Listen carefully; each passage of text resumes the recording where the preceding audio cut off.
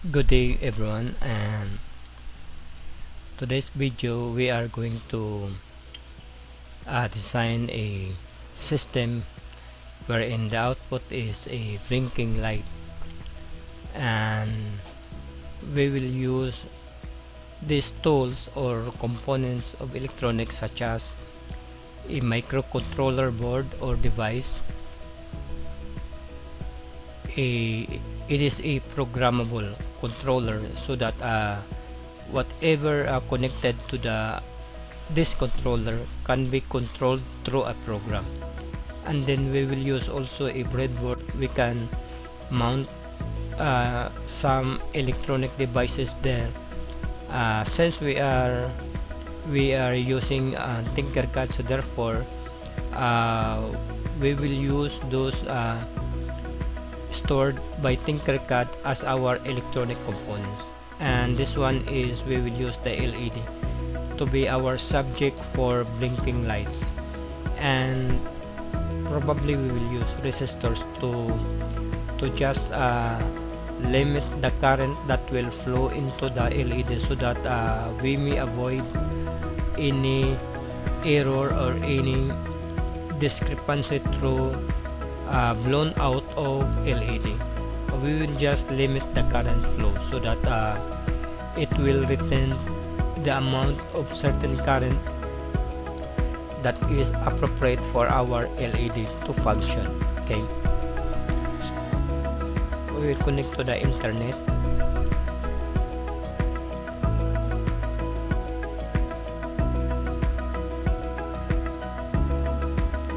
Okay, we are now in the process of connecting the internet, and then assuming that we have already the Tinkercad applications, we will click this in order to open or upload the software.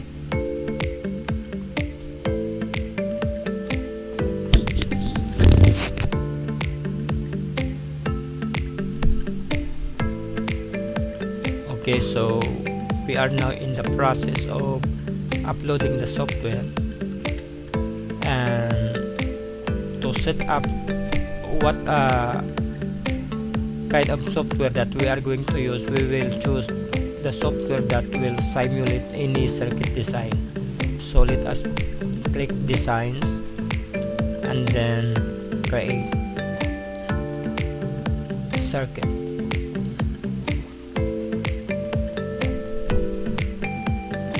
So we are successfully uploading Tinkercad software. So these are the components that we might be using for our design. But as I have said, we will design a circuit with microcontroller Arduino Uno to produce a blinking light, and then we will use one LED for now. So this is our one LED, and then as I have said, we might use a resistor to limit the current flow, and let us also use the breadboard to mount our design, and Arduino Uno as our microcontroller device. And of course, this is a microcontroller that is programmable.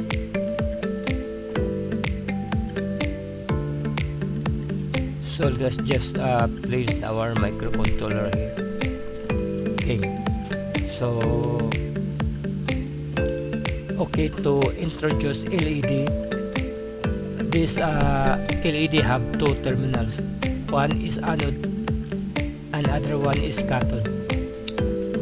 In order to have a power source of our LED, we should connect anode terminal to any of the digital pins of this microcontroller, because these digital pins of microcontroller will serve as the positive connection to our anode.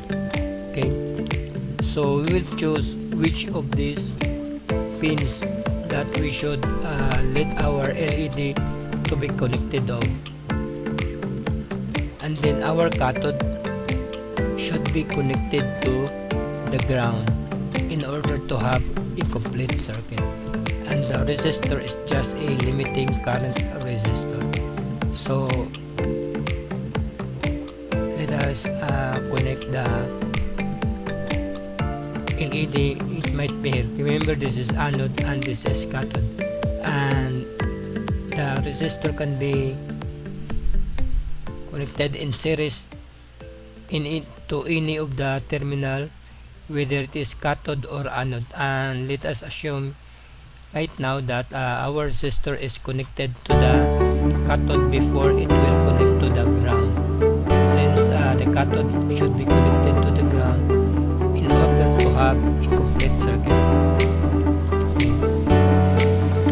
So meaning this is our ground connected to the resistor in series to the terminal cathode of the LED.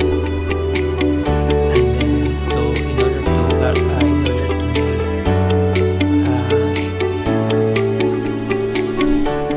be clear that this is a negative source. And then for our anode, for our anode, it should be connected. It is shown that it is connected to digital pin number 7 or D7. So it means we have a positive supply. We have a positive supply to the anode and cathode to the ground. So meaning there is a complete circuit now. Now what's next? If we are able to comply the layout, this will not produce a blinking light. Why? Because we have using microcontroller, and microcontroller is programmable. We have to program the microcontroller to produce the output, and since microcontroller is based on C++ or C language, okay, so to start coding, so let me click on the code portion and then assume that we are using the text for our for us to make a program. Okay, here now Arduino will automatically produce a default program for our circuit, but of course when we design any system or any circuit design alongside with the microcontroller, when we open the program, there should always be a default program. Okay, to explain to give introduction to our programs, since the programs is intended to make an instruction from the Arduino to the circuit, and the instruction for our Arduino is that the LED will blink. So meaning there will be a delay function of, it can be how many milliseconds or second. For this I will introduce that in order to include this circuit or design circuit to our program, the LED should be first given a variable name that is for our program. So any valid variable name could be a possible one, and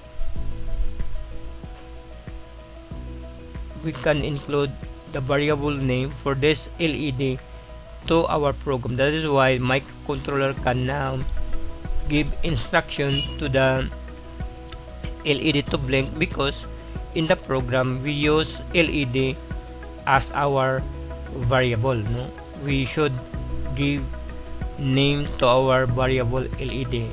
Of course, the resistor, this is just an electronic device that will limit the current flow, so meaning it is not included. Okay, So it is the LED only.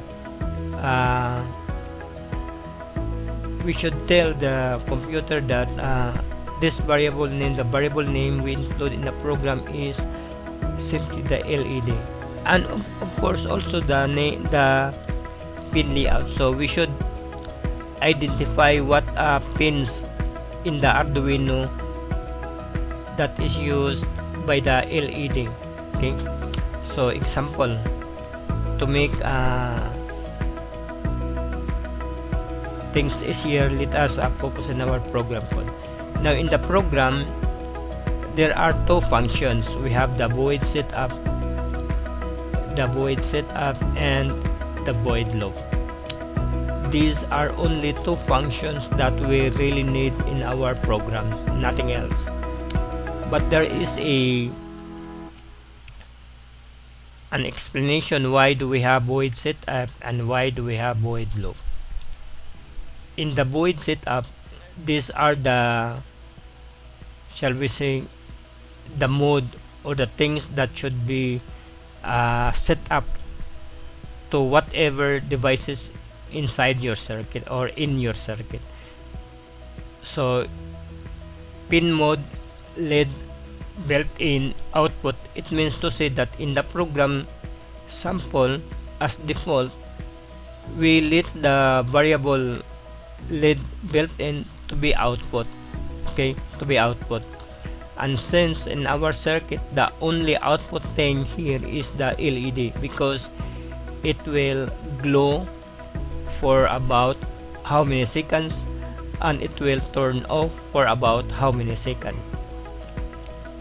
So therefore this LED in this default program is given name by LED built-in, and if we edit the name of the LED, we should declare the name of the LED or the variable name of LED outside of void setup and void loop, so that we can have a global declaration of variable.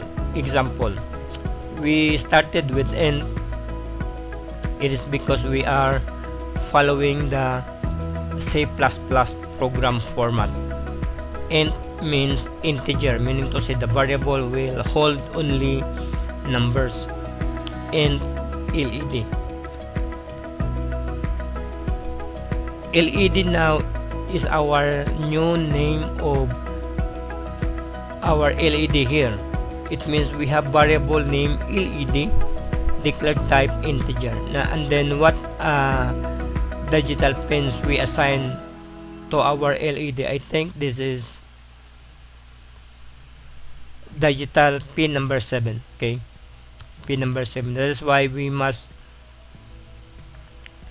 tell the computer that it was assigned to digital pin 7. Okay, so now we are successfully declared LED equals 7, or using the digital pin number 7, declared to be type integer because it will hold numbers. Now in the void setup, we will specify the LED as our output. That is why in the program, using the pin mode, you use the variable LED as our output, because we say that LED as output. Okay, and then in the void loop, these are the programs that will execute the instruction, that will execute whatever instruction given to the circuit. So the first statement here is digital lead, digital write, which means to say that you will give signal to the LED. You will give signal to the LED high.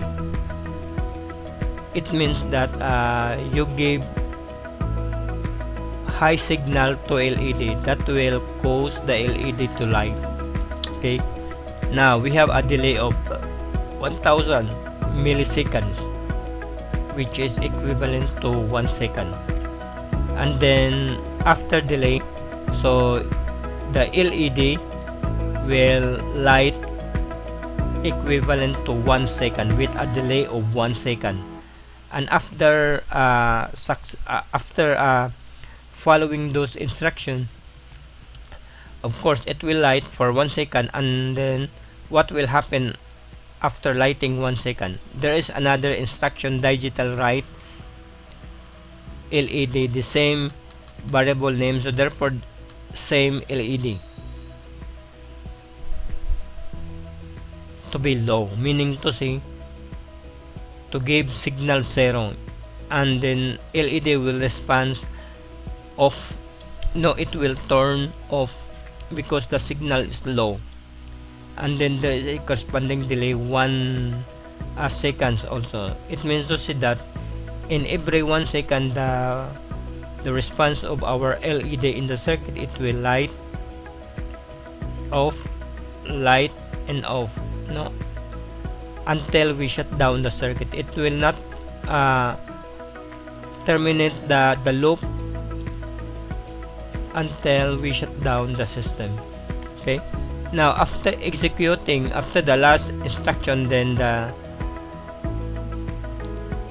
it will return back where it leads under the void loop, which means to say when the program executes, the void setup will be executed once, and then the void loop will be executed many times until you shut down the system or you turn off the system. Okay,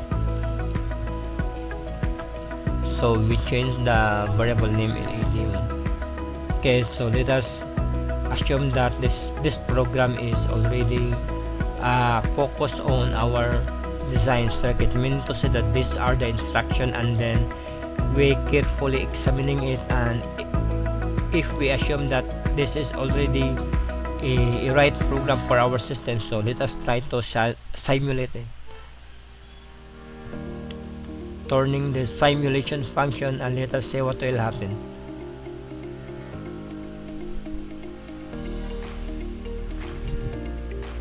Does LED blink? Of course it blinks, no, with a delay of 1 second. Okay, so this is our basic explanation of the blinking lights. Okay, so maybe the value of this, let us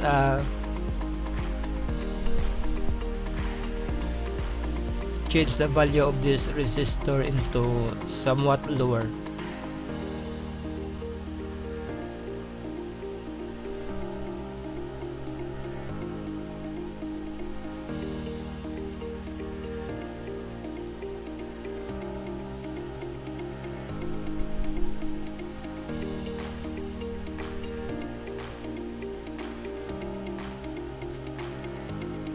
So let me try 100 ohms,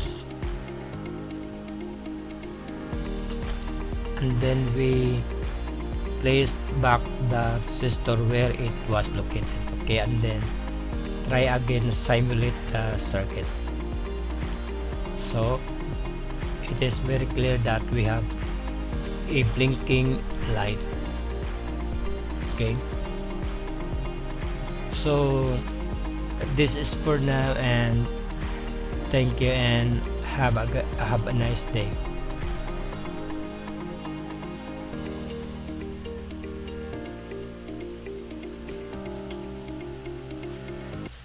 Epidemic Sound provides you with restriction-free music and sound effects that you can use across all of your